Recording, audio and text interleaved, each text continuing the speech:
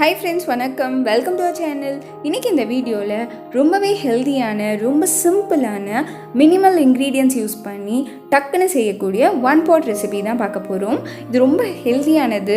ஏன்னா இதில் ஜிஞ்சர், ஜீரகம், பெப்பர் இதெல்லாம் இருக்குது. அதை தவிர பெருசாக சாப்பிங் கூட பண்ண தேவையில்லை. வாங்க எப்படி பண்ணுறதுன்னு பார்க்கலாம். ஒரு பவுலில் 1 கப் அளவுக்கு அரிசி ஆட் பண்ணிக்கலாம். புழுங்கல் அரிசியும் ஆட் பண்ணிக்கலாம், பச்சரிசியும் ஆட் பண்ணிக்கலாம். அதுக்கு 1/2 கப் அளவுக்கு துவரம்பருப்பை ஆட் பண்ணிக்கோங்க. இது ரெண்டுத்தையும் ஒன்றா சேர்த்து நல்லா களைஞ்சிக்கோங்க. நல்லா களைஞ்சி இந்த மாதிரி தண்ணியெல்லாம் ட்ரெயின் பண்ணதுக்கு அப்புறமா 1 கப் அரிசிக்கு 6 கப் அளவுக்கு தண்ணி ஆட் பண்ணி ஊற வச்சிடுங்க. ஊற வைக்கணுன்னா ரொம்ப நேரம்லாம் ஊற வைக்க வேணாம். நம்ம ப்ரிப்ரேட்டரி ஒர்க்லாம் பண்ணுற வரைக்கும் ஊற வச்சா போதும். ஸோ சிம்பிளான ப்ரிப்ரேஷன் தான். 3 தக்காளியை இந்த மாதிரி சாப் பண்ணி வச்சுக்கோங்க. ரொம்ப ஃபைனாக சாப் பண்ணணுங்கிற அவசியம்லாம் கிடையாது. 2 பச்சை மிளகா, அதுக்கப்புறம் 1 இன்ச் அளவுக்கு இஞ்சி, 2 டேபிள் ஸ்பூன் அளவுக்கு பெப்பர், 2 டேபிள் ஸ்பூன் அளவுக்கு ஜீரகம். உங்களோட காரத்தை பொறுத்து பச்சை மிளகா, பெப்பர் அதெல்லாம் ஆட் பண்ணிக்கோங்க. இது எல்லாத்தையுமே இந்த மாதிரி ஒரு மிக்ஸி ஜாரில் ட்ரான்ஸ்ஃபர் பண்ணிக்கோங்க. ட்ரான்ஸ்ஃபர் பண்ணிவிட்டு நல்ல ஃபைனான பேஸ்ட்டாக இந்த மாதிரி அரைச்சி வச்சுக்கோங்க. நல்ல பேஸ்ட்டாக அரைச்சதுக்கப்புறம் அடுப்பில் ஒரு குக்கர் வச்சுக்கோங்க. குக்கரில் 2 டேபிள் ஸ்பூன் அளவுக்கு நார்மல் ஆயில் ஆட் பண்ணிக்கலாம். ஆயில் சூடானதும் இதில் 1 டீஸ்பூன் அளவுக்கு கடுகு ஆட் பண்ணிக்கலாம். கடுகு நல்லா பொரியட்டும். ஸோ இப்போ நல்லா கடுகு பொரிஞ்செடுத்து இதில் 1 டீஸ்பூன் அளவுக்கு உளுத்தம்பருப்பு, 1 டீஸ்பூன் அளவுக்கு கடலைப்பருப்பு இது ரெண்டுத்தையும் ஆட் பண்ணிக்கலாம். உங்களுக்கு ஜீரகம் பிடிக்கும்னா நீங்கள் அதை கூட இதில் ஆட் பண்ணிக்கலாம். இதெல்லாம் சேர்த்து ஒரு 10 செகண்ட்ஸ் வரைக்கும் ஃப்ரை பண்ணிக்கலாம். இதுக்கப்புறம் உங்களுக்கு கேஷ்யூ நட்ஸ் பிடிக்கும்னா அதை போட்டுக்கலாம், இல்லை நிலக்கடலை பிடிக்கும்னா அதை போட்டுக்கலாம். நான் இங்கே கொஞ்சமாக நிலக்கடலை ஆட் பண்ண போகிறேன். இது இவ்வளோ தான் போடணுன்ற அவசியம்லாம் இல்லை, எவ்வளோ வேணாலும் நீங்கள் போட்டுக்கலாம். இதெல்லாம் சேர்த்து பருப்பு எல்லாமே கோல்டன் ஆகிற வரைக்கும் ஃப்ரை பண்ணிக்கோங்க. ஸோ இப்போ பார்த்தீங்கன்னா எல்லாமே ஃப்ரை ஆகி கோல்டன் ஆகிடுது. இந்த ஸ்டேஜில் கருவேப்பிலை ஆட் பண்ணிக்கலாம். கருவேப்பிலையும் சேர்த்து ஃப்ரை பண்ணிக்கலாம். ஃப்ரை பண்ணிட்டு நம்ம ஏற்கனவே அரைச்சி வச்சுருக்கிற டொமேட்டோ பேஸ்ட் இருக்கு இல்லையா, அதை இதில் ஆட் பண்ணிக்கலாம். ஆட் பண்ணிவிட்டு நல்லா வதக்கிக்கோங்க. ஒரு 2 to 3 மினிட்ஸ்க்கு அப்புறம் இந்த மாதிரி ஆயிலெலாம் வெளியில் வர மாதிரி ஆகிடும். அந்த ஸ்டேஜில் உப்பு ஆட் பண்ணிப்போம். உப்பு ஆட் பண்ணிவிட்டு திரும்ப லைட்டாக ஃப்ரை பண்ணிக்கோங்க. ஃப்ரை பண்ணதுக்கப்புறமா நம்ம களைஞ்சி வச்சுருக்கிற அரிசி பருப்பை சேர்த்துக்கலாம்.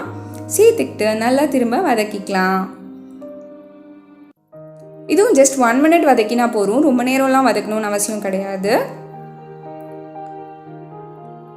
நம்ம ஏற்கனவே அரிசியை சோக் பண்ணி வச்சுருக்கிற தண்ணியை இதில் ஆட் பண்ணிக்கலாம்.